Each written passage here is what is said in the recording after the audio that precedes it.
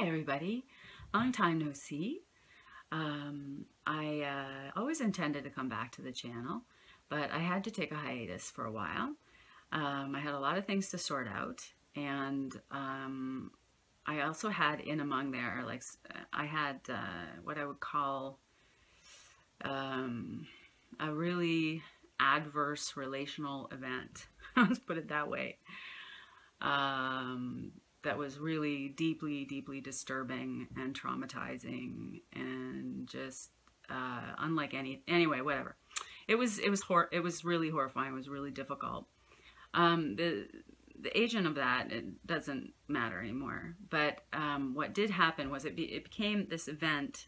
Kind of became a catalyst for bringing up all kinds of past experience that had to be, traumatic experience and stuff that had to be revisited and sorted through and felt and, resolved and put into a different kind of frame and narrative. So it was a really thoroughgoingly introverted process. And it took a while, and it's still ongoing, but for a while I just had to be right away for quite some time. But meanwhile, though, I was still doing one of my occupations, which is hosting travelers from around the world.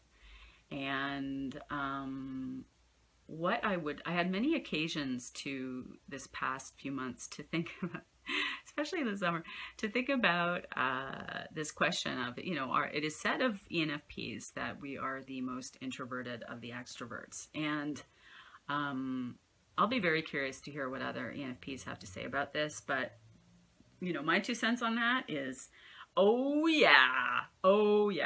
And I really had some occasions late in the last few months to really live that, and be aware of just to what extent that is and how kind of fun, weird and funny that can be sometimes. And also, again, hard for others to understand, like some other things with this type of ENFP. As discussed in my long ENFP series a ways back. So what I would notice is that this past summer was so busy, and which is really saying something. It was so busy that I went for weeks at a stretch where I would have sometimes as little as a few hours between a departing guest party and a new one arriving, and at most I would have an overnight where I had the place to myself. So it was really like nonstop. Lots of people around, lots of people, visiting and coming and going.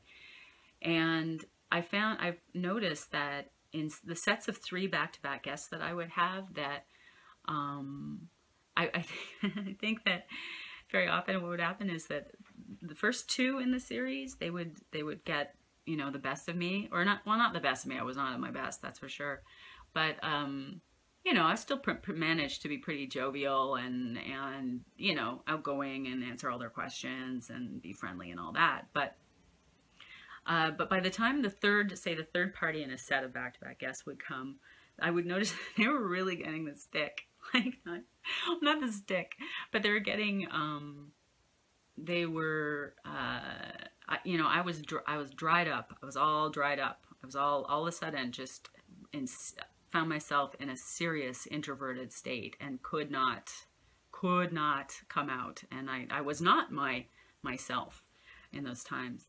And I'm sure that some of those guests noticed. The vast majority wouldn't give a crap, but they're not coming here to see me.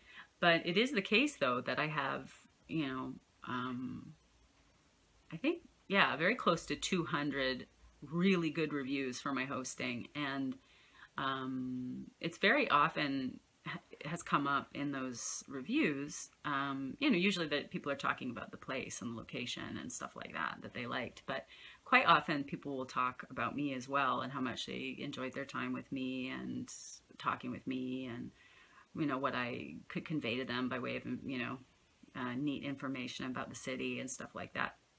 And so I'm pretty sure a couple of those third, parties in the set of back-to-back guest parties in this past summer, they were like, what? They probably were like, what? I just read about how this host, she's so, she's so outgoing and she's so vivacious and she's so into it, and like, you know, what is this? What is this? What's this Howard Hughes thing going on? Like, I've, you know, barely seen her since we arrived. So I was acting like a snuffleupagus. And and it was because here's the thing. Again, I really look forward to what other ENFPs are going to say about this. I think this can be another aspect of our,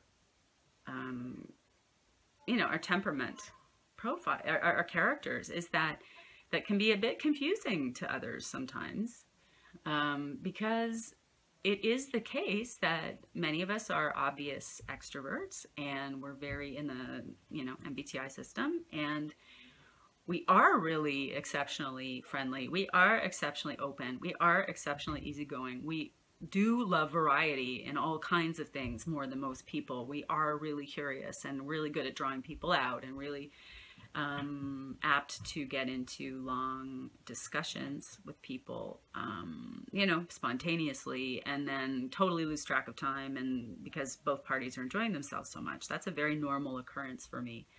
And the problem is, though, that, you know, when an ENFP, like we are all that, but then when we run out of our juice, we really run out. And it's like a screeching, again, I hope, please, other ENFPs, tell me if this is the same for you. But for me, sometimes it can be a screeching halt. And I think part of what adds to this bizarre kind of presentation, bizarre to other people, that is, other kinds of people, is that I think we can get so carried away, and we have so much energy, and we're putting it out, and then that we may, unless we're particularly mindful and mature and aware, and, you know, have practiced,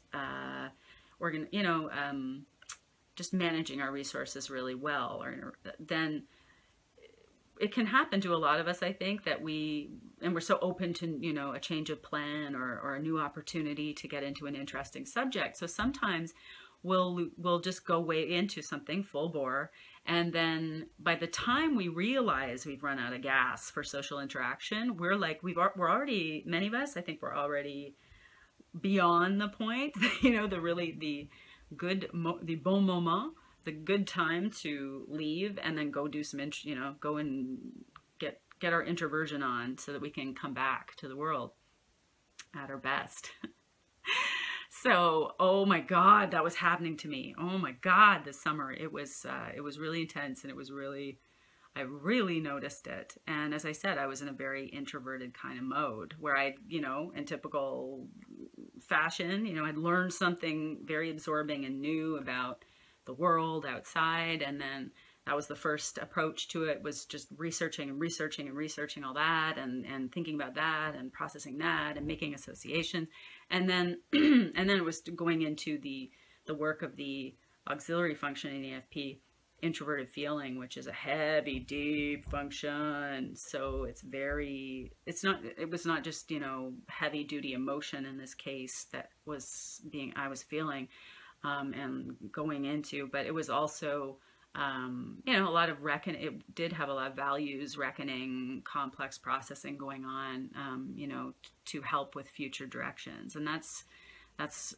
what, you know, that's what any ENFP or anyone who has this in the, or ESFP too, has is their auxiliary function. That's the one that's sort of the one that you might want to take a shortcut with, but that if you really want to grow in your personal development and be better equipped for the voyage and make a whole lot more things possible for yourself, it's often said that it's a good idea to go, you know, really, really make the effort to exercise your auxiliary function.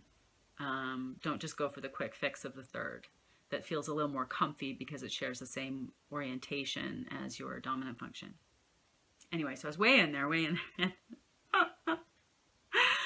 Oh my God. So, I mean, I would find that sometimes this urge to, I really feel like in this particular circumstance I was often in this past summer, I felt like I was kind of getting the, you know how there's an earthquake simulator, like an experiential earthquake simulator at the London Museum of Natural History?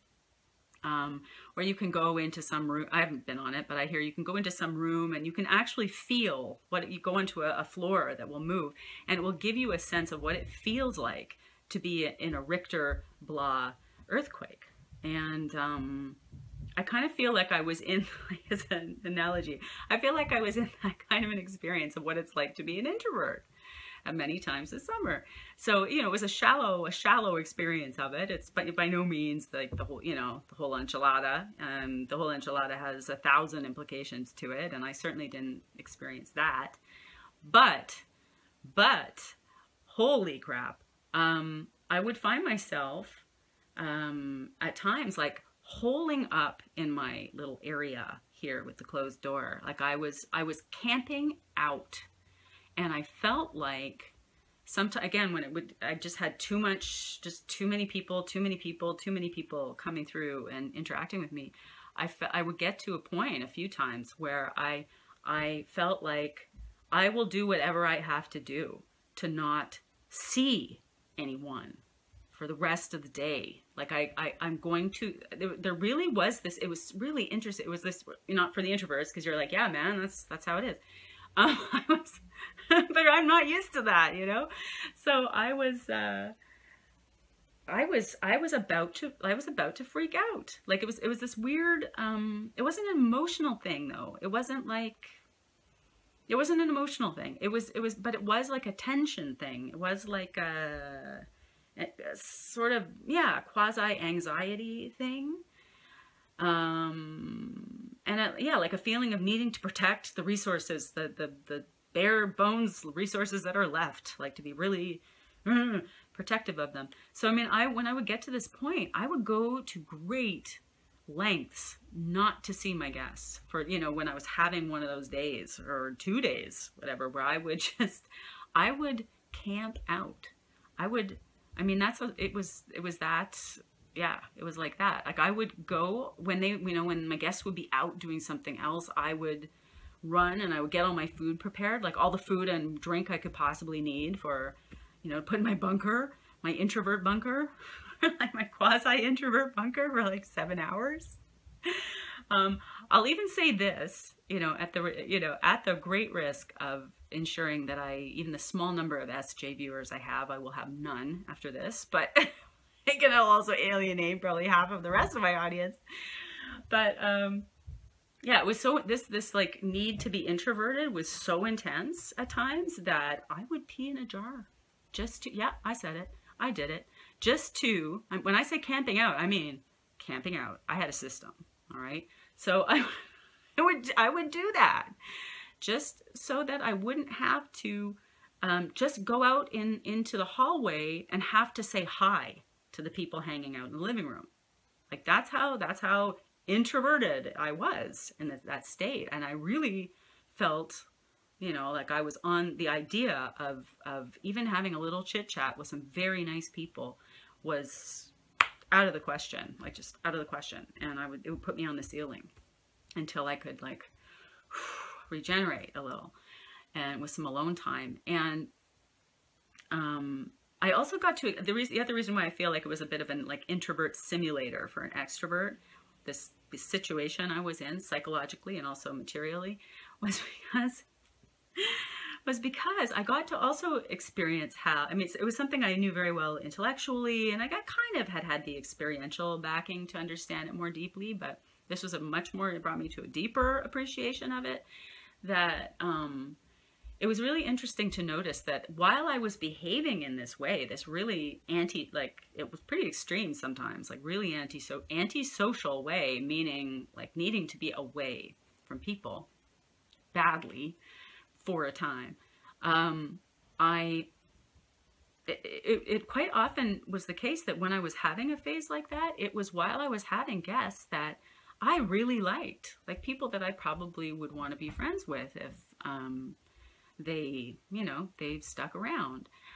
People who were, you know, they were the great guests in every way, you know, were friendly and they were easygoing and they weren't always home all the time, and they were, We had interesting things to talk about, and like just an ease of understanding conversationally and all that. But it didn't matter. But what was interesting to note is that it didn't matter. Again, this won't be interesting to the introverts at all. They'll be like, yes, yes, of course, come on. But for the extroverts out there, yeah, it didn't matter at all. It didn't matter at all. Like, I needed to forfeit what I would usually want from guests like that. I would usually want interaction and to get to know them better and find out where they've been and what they've seen and what's interesting and, engage in a lively conversation. But I couldn't. I could not, So there we go. That was my thinking on that. And yeah, I guess that's about it on this topic. And I have lots more to come. I have... there are a bunch of sketches ready to go. I also had, as I've mentioned before, part of being a host like this means that I have this kind of ongoing living MBTI lab, where I get to really observe how people are living. Granted, while they're away from their homes, but still, it's a very homey atmosphere that I offer here. And so, I get to see some people, and I did have a slew of wonderful guests this summer, and I'm having some now, and